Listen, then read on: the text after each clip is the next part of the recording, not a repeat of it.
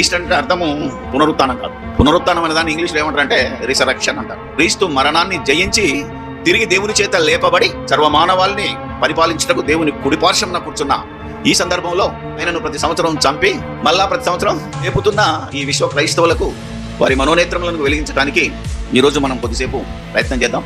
దేవుని యొక్క అనాది సంకల్పాన్ని ఏ విధంగా ఈరోజు మానవులు ముఖ్యంగా క్రైస్తవులు దుర్వినియోగం చేస్తున్నారో మనకిచ్చిన లేఖన ఆధారాన్ని బట్టి మనం ఈరోజు ఆలోచిద్దాం. కొలస్సీలకు రాసిన 8వ అధ్యాయము 16వ వచనం. కాబట్టి అన్నమో పానమో పండుగ అమావాస్య విశ్రాంతి దినం అను వాటి విషయంలోనైనను మీకు తీర్పు తీర్చ ఎవనికిని, అంటే పండగ కానీ విశ్రాంతి దినం కానీ అమావాస్య కానీ ఎందుకు జరుపుతున్నారు అని ఎవడైనా మిమ్మల్ని క్వశ్చన్ చేసే అవకాశమో ఇయ్యతో. అది తీర్పు తీర్చ ఎవరికి అవకాశం అంటే జడ్జిమెంట్ చేయదు. నువ్వు జడ్జిమెంట్లోనికి వాడి జడ్జిమెంట్లోనికి నువ్వు రాకూడదు. లోకానికి జడ్జిమెంట్ చేసే స్థితి క్రైస్తవుడు. అంతే కదా, మనం లోకమునకు తీర్పు తీర్చువారము. ఇతరుల చేత మనం ఎందుకు తీర్పు తీర్చబడాలని మొదటి 6వ అధ్యాయం ఉంటుంది. ఇప్పుడు మనం విశ్రాంతి దినం కానీ పండగ దినం కానీ అమావాస్య కానీ ఏవి మనము పాటించనవసరమో లేదు.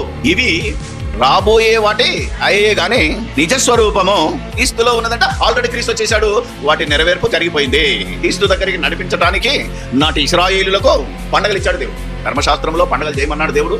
ఎందుకు చేయమన్నాడు అంటే మనల్ని ఆనాటి ఇశ్రాయేలును యేసు క్రీస్తు వద్దకు నడిపించడానికి. వాళ్ళు నడిపించారు, అవునా కదా, వాళ్ళను దేవుడు నడిపించాడు, క్రీస్తు వచ్చాడు. ఇప్పుడు క్రీస్తు మనల్ని నడిపిస్తున్నాడు. ఇప్పటికీ యేసు క్రీస్తు లేచాడా లేదా అనేది డౌట్ ఉన్నదంటే కొన్ని సంఘాలు ఎలా ఉన్నది, 4 గంటలకు లేచి సన్ రైజ్ సర్వీస్ అందరూ సమాధుల్లోకి వెళ్తారు. సమాధుల్లోకి ఎందుకు వెళ్తున్నారు?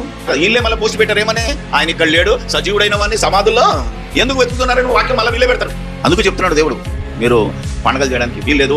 అప్పుడు హోషేయ గ్రంథంలోనే ఇశ్రాయేలు అనే తిట్టాడు దేవుడు, మీ పండుగ దినాలు నేను మానిపిస్తాను, దుఃఖ దినాలుగా మార్చేస్తాను. దేవుడు మనల్ని కోరుకుంటున్నది అదే. అందుకనే ఈ రోజు లేచాడని నువ్వు పండుగ చేసుకున్నావు, నో డౌట్. నువ్వు లేస్తావా లేదా? ఆయన లేచాడు, ఆయన డ్యూటీ అయిపోయింది, ఆయన పరలోకం వెళ్ళిపోయాడు, పెద్ద ప్రాబ్లం లేదు. ఆయన లేచినందుకు నిన్ను పండుగ చేసుకోమలేదు. నువ్వు లేస్తే నీకు పండుగ. నువ్వు ఎలా లేస్తావో ఆలోచించమని. నువ్వు లేచిన రోజున నీకు పునరుత్థాన పండగ. అది ఎక్కడ చేసుకుంటావు? ఇక్కడ కాదుగా. దేవుడు ఉన్న లోకంలో ప్రతిరోజు పండగ.